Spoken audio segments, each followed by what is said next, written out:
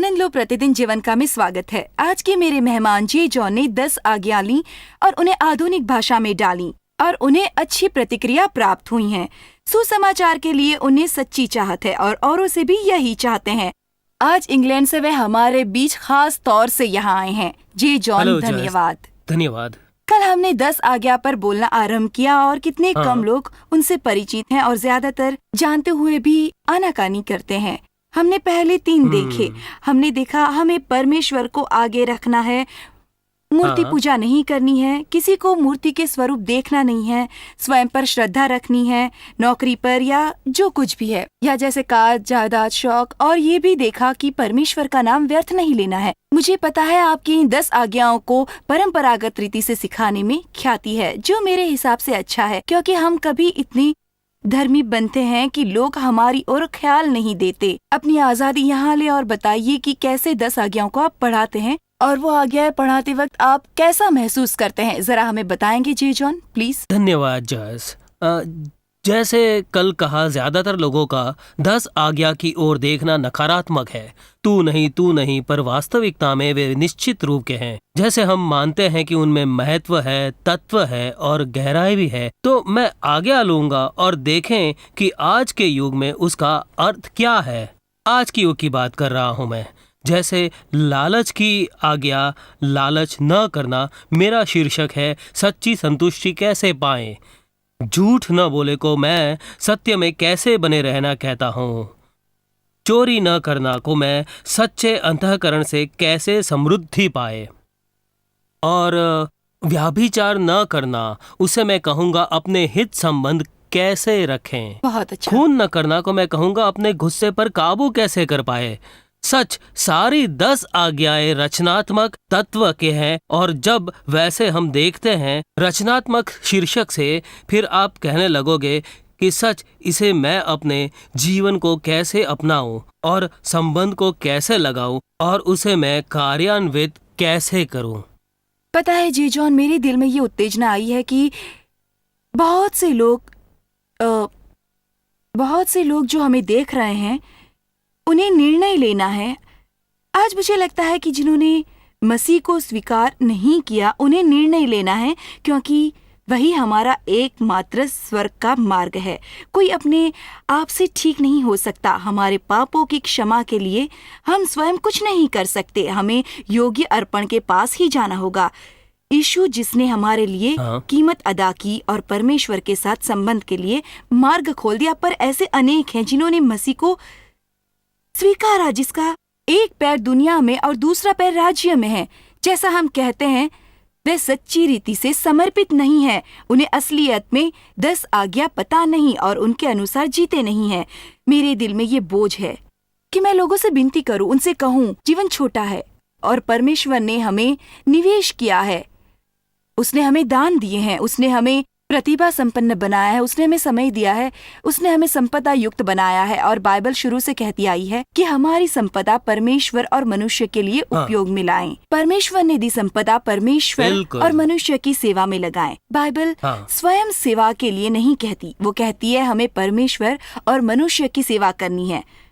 और जो कोई वे करेगा, वे उसे आनंद मिलेगा, शांति मिलेगी। और सबसे महत्वपूर्ण, बिल्कुल मेरे हिसाब से, जब हम जीवन के अंत में आते हैं, जो हम सब जाएंगे, अगर वो 20 साल का हमें देख रहा है या 30 साल का, उन्हें लगेगा बहुत समय पड़ा है, पर समय भाग जाता है और हम सबको अंतकाल में परमेश्वर का सामना करना होगा, तब समय बीत चुका होगा। सो इसलिए मुझे लगता है कि टीवी देखने वालों को ये निर्णय लेना है कि वे पूरे मन से परमेश्वर की सेवा करेंगे और सिर्फ ऐसे वैसे गुनगुना आधा भुना नहीं, पर फिर आज्ञाओं पर पूरी तरह से। मैं मानता हूँ, मैं पूरे मन से मानता हूँ जॉयस, क्योंकि वे केवल वे तत्व है जिन्हें हाँ से बढ़कर मनोरथ लगता है। आपको उन्हें लगाना होगा, जैसे कि चोरी न करना। जॉयस, आज्ञाओं का अध्ययन करने तक मुझे ये समझ में नहीं आया कि हाँ, अगर पश्चाताप, सच्चे मन से पश्चाताप करोगे आप, तो परमेश्वर क्षमा करता है।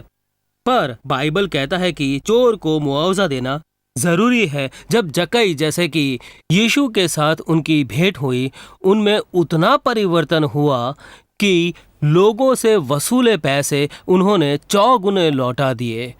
मुझे लगता है कि लोगों की यही चुनौती है कि वे हाँ कहें, इसे मैं मानता हूँ परमेश्वर चाहता है, मैं उसे जानूं, वो मुझे क्षमा करता है, पर मुझे सुधार भी करना है, मुझे बातें सुधारनी है, मुझे मुआवजा भी करना है। मुझे लगता है ज्यादातर लोगों को ये नहीं लगता कि मुझे लगता है उन्हें करना है। मुझे लगता है ये अच्छी बात है, क्योंकि कुछ करते समय पकड़े जाने के बाद लोगों को बुरा लगता है, पर पूरे हाँ। मन से किए हुए पर उन्हें पछतावा नहीं होता। और बाइबल कहती है, हाँ। सच्चा पछतावा दुख की भावना नहीं होती, पर उससे मन फिरने की इच्छा होती है। ये अच्छी बात है कि आपने ये बात ऊपर लाई कि चोर को कैसे मुआवजा देना पड़ा, क्योंकि औरों के समान मेरे भी जीवन में कई साल में अब का जीवन व्यतीत नहीं कर रही थी। और जब मैं 20वें साल में थी, मैंने कुछ चुराया। वे एक कंपनी से था जिसमें मैं पहले काम कर चुकी थी। सो जब मैं मसीह के संग एक अच्छे संबंध में बांधी गई और सेवकाई का बुलावा भी आया, मैंने छोटी घरेलू बाइबल अध्ययन शुरू किए। परमेश्वर मुझे बताने लगा जो मैंने चुराया था, और उसने मुझे बताया कि मुझे इस कंपनी में जाकर कहना होगा कि मैंने उसे किस तरह चुराया था, मुझे मुआवजा देना होगा। बिल्कुल। सो मैं भयभीत हुई जी जॉन, हाँ। क्योंकि मुझे लगा क्या वे मुझे सही जेल बात भिजवा है देंगे, और आपकी। इसके बारे में हाँ। क्या, उसके बारे में क्या, पर मैं जानती थी मुझे वो करना है। और वे रोचक है कि आपने इसे बाहर निकाला, क्योंकि परमेश्वर के अलावा मुझे किसी ने भी ये करने को नहीं कहा। पर कौन जाने, घर मैं वो नहीं करती, घर में उसका सामना न करती और अच्छे ढंग से निपटती नहीं, तो शायद मैं परमेश्वर की सेवकाई में कभी प्रवेश नहीं कर पाती। मुझे ज्ञात है भिन्न हालातें हैं और ढेर सारे लोग हमें देख रहे हैं, और हम हर देखने वाले को ये नहीं कहते कि उन्हें अपने भूतकाल में की हुई भूलों को सुधारना होगा, उन्हें सब कुछ सही ठीक बात ठाक है। करना होगा। पर मुझे लगता है कि ये बहुत दुख की बात है। अलबत्। हाँ। और रोमियो में ये वचन है जो कहता है कि जितना तुमसे हो सके शांति बरते।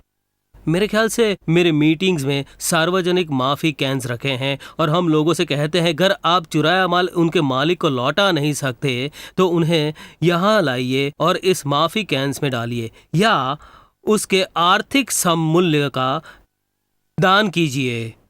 आपको सच में पछतावा हुआ है ये बताने आप कुछ कीजिए। मसीह के बलिदान सिवाय दूसरा बलिदान करना हमारे लिए जरूरी नहीं, पर मुझे लगता है कि बात यह है कि सच्चा पछतावा बताते हुए हमें ठीक करना है। ये उसी बात का एक छोटा सा अलग उदाहरण है। कभी कभार मैं कहती कि मैं अपने पति से कठोर बनी, हमारा वार्तालाप चल रहा है और मुझे चुभन होती है कि मैं कठोर बनी, मैंने ठीक से बात नहीं की। मैं कई बार प्रभु से यही कहती, प्रभु मुझे क्षमा कर, मैं देव से कठोर बनी, मैंने गलत किया। पर नहीं, परमेश्वर चाहता कि मैं देव से कहूँ, कृपया मुझे क्षमा करो, मैं आपसे कठोर बनी, मैंने आपसे ठीक से बात नहीं हाँ। की। जो हमारे लिए आसान है उसके लिए नहीं, पर थोड़ा और आगे जाना है, जो परमेश्वर और हमारे बीच दीवार खड़ी करती है। हाँ। पर पीछे जाकर लोगों से वास्तविकता में कहें, हाँ। मुझसे गलती हुई और मैं आपसे माफी चाहती हाँ। हूँ।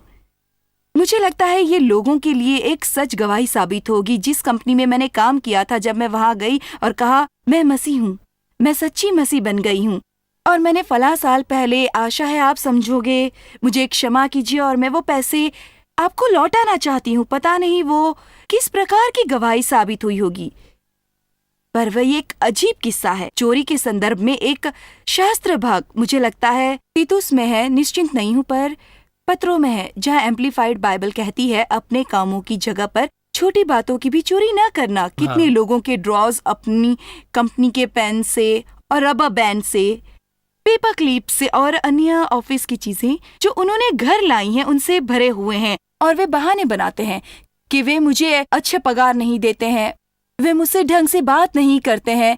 कई बार लोग ये कहकर छूट जाते हैं कि इसमें कौन सी बड़ी बात है, ये तो छोटी छोटी चीजें हैं। पता है, पर बात यह है कि बहुत लोग इसे अनुमोदन देते हैं। वो कहते हैं कि वो केवल $1 ही है, पर आज्ञा ये नहीं कहती कि एक बार $1 नहीं चुराना। ऐसा है, वो कहती है चोरी न करना। दूसरी बात जॉयस ये है कि सेवा के विषय में कुछों की आदत देर से आए, जल्दी निकल गए, और जितना हो उतना कम काम करे। इसका अर्थ आप समय चुराते हैं। और जॉयस, चोरी अलग अलग प्रकार की होती है, और हमें सावधान रहना है कि अगर हमें वेतन दिया जाता है तो हम उसका काम करते हैं।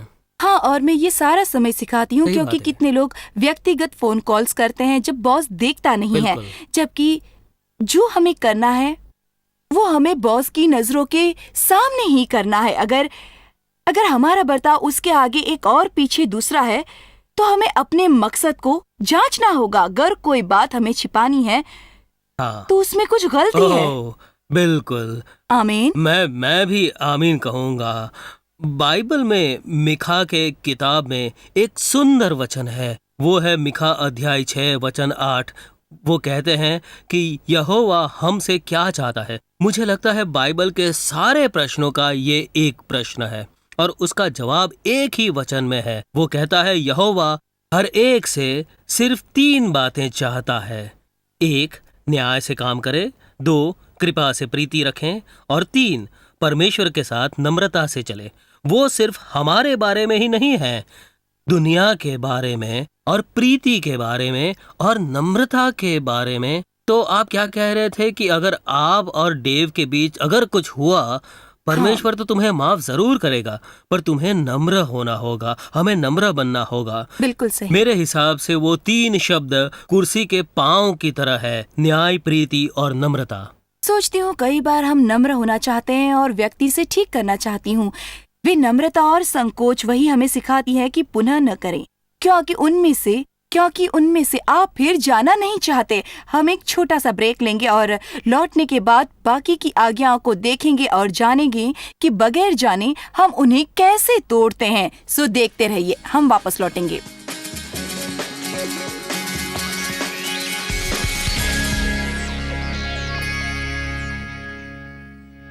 तो जे जॉन, जैसे हमें पता है हर कोई आज्ञाएं नहीं जानता, पर मेरा विश्वास है पिछले कुछ दिनों से ये कार्यक्रम देखने वाले घर वे उन्हें जानते नहीं, पर वे सोच रहे हैं मुझे उन्हें जानना जरूरी है। बहुत से लोगों के घर में बाइबल तो है, वे शायद पढ़ते भी न होंगे। सो मैं यही कहूंगी कि ये आज्ञाएं निर्गमन 20 में पाई जाती हैं। मैं उन्हें वास्तविकता में पढ़ूंगी और फिर चाहूंगी कि आप हमें आधुनिक शीर्षक दें जो आपने उन्हें दिए हैं, जो आप इतने उपयुक्त बने हैं। सर्वप्रथम बाइबल कहती है, तू मुझे छोड़ दूसरों को ईश्वर न मानना और तू अपने लिए कोई मूर्ति कभी भी मत बनाना। नंबर 3, परमेश्वर के नाम का गलत इस्तेमाल न करना, उसके नाम को व्यर्थ में न लेना। नंबर 4, विश्राम दिन को पवित्र मानने का स्मरण करना। नंबर 5, अपने पिता और अपनी माता का आदर करना। नंबर 6, खून न करना।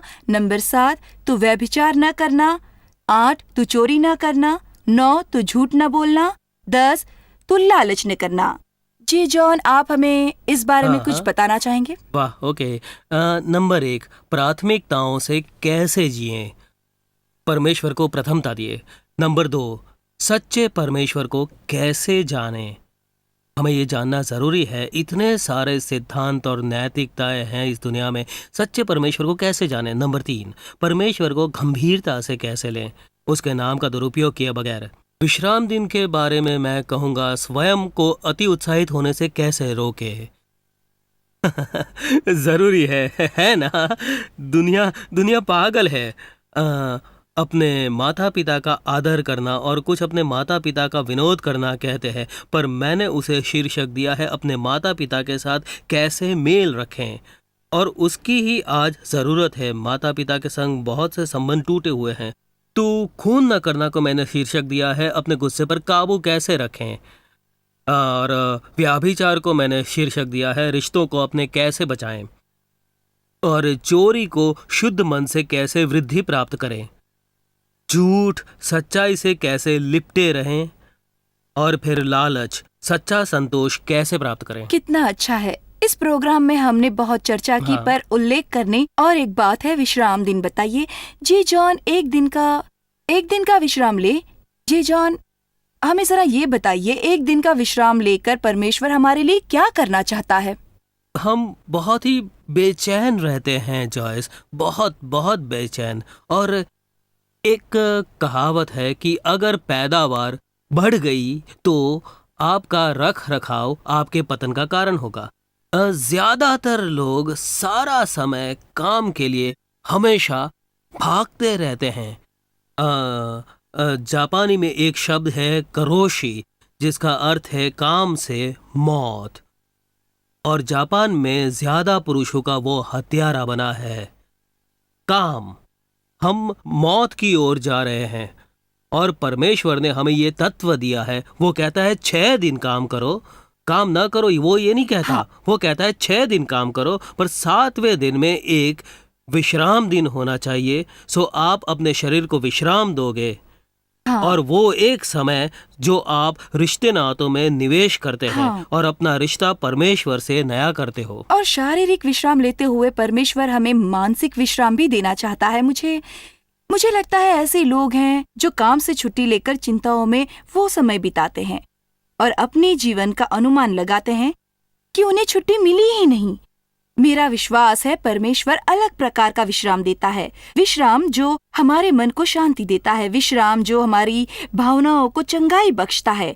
हमें शांत विश्राम चाहिए ताकि हम दूसरे काम कर सकें जो सप्ताह भर करने हैं। मैं दोषी रही, सच कहूँ मैं बीमार पड़ने तक काम करती सही है रही आपकी और बात। वही बात शायद आप भी कर रहे हैं। फिर वे परमेश्वर के नाम में और उसके लिए क्यों न करे, कुछ उपयोग का नहीं, क्योंकि उसका एक तत्व है और अगर आप उसे तोड़ें तो उसके अंजाम आपको भुगतने पड़ेंगे। जरा सोचिए, अगर लोग इस आज्ञा का पालन करेंगे तो वे कितने सेहतमंद रहेंगे, कितने आनंदित रहेंगे। वो बहुत आपको बस इन आज्ञाओं का पालन करना है। हाँ, और मसीही में दूसरी बाइबल की उत्तेजना ये है कि हमें मसीह में विश्राम पाना है। और मत्ती रचित सुसमाचार में यीशु के वो शब्द मुझे पसंद है, हे बोझ से दबे हुए लोगों मेरे पास आओ। इसका आधुनिक भाषांतर इस प्रकार है, अगर आप क्षतिग्रस्त हो तो मेरे पास आओ, अगर आप तनावग्रस्त हो तो मेरे पास आओ, अगर आप बीमार या थके हो तो मेरे पास आओ, अगर बीमार हो या बीमारी से ग्रस्त हो और थके हो,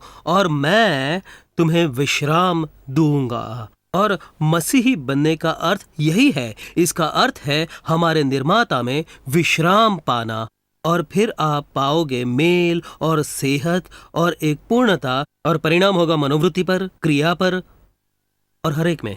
जब मेरे भूतकाल के विषय में सोचती हूँ और कैसे मैं किसी के लिए भी सर्वदा चिंतित रहती, फिर मेरे चेहरे पर बड़ी मुस्कान क्यों न हो। मैं कहीं भी जाऊँ ना, गैर लोग मेरे बारे में क्या सोचते इसके बारे में मैं न सोचती, मेरे जाने के बाद वे क्या कहेंगे इसके बारे में न सोचती, या मेरे आगे कौन बढ़ रहा है इसके विषय में न सोचती। मेरे भविष्य की चिंता, भूतकाल की चिंता, मैं ऋणी हूँ कि चिंता की कोई बात नहीं। और वो शांति मिली और वो आराम जिसके विषय में आप बोल रहे हैं, पर उस विश्राम दिन हमें परमेश्वर के साथ हमारा नाता भी नया करना है, उसके संग समय बिताना है, उससे आनंद लेना है, उसके निर्मित का आनंद लेना है, हमारे जीवन में लाए लोगों का आनंद लेना है।